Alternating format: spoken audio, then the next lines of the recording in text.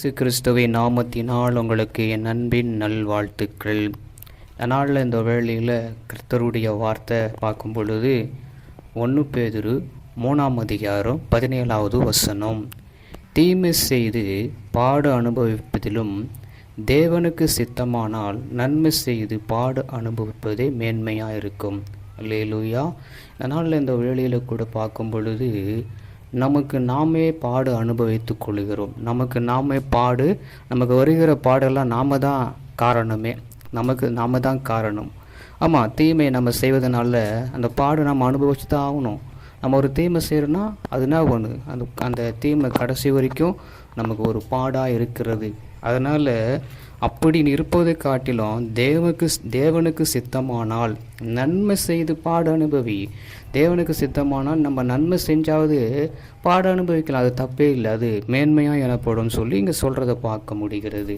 நம்ம மற்றவங்களுக்கு ஏன்னா ஆண்டவருடைய பிள்ளைகளாக இருக்கிற நம்ம, கர்த்தராகி ஆண்டவர் என்ன பண்ணார், அவர் நன்மை செய்கிறார் சுற்றி தெரிந்தார்.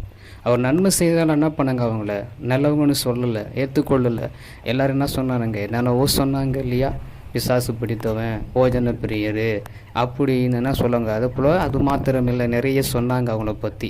ஆனால் இருந்தாலும் நம்ம நன்மை செஞ்சு பாடு அனுப்பி அது ஒரு மேன்மையாக இருக்குன்னு சொல்லி வசனம் சொல்லுகிறது. இந்த மேன்மை எங்கே இருக்குன்னா பரலோக ராஜ்யத்தில் நம்மளை மேன்மையாக கர்த்தர் வைக்க விரும்புகிறார். அதனால் தீமை செய்து பாடு அனுபவிப்பதை காட்டிலும் தேவனுக்கு சித்தமானால் நம்ம நன்மை செய்து பாடு அனுபவிப்போமே.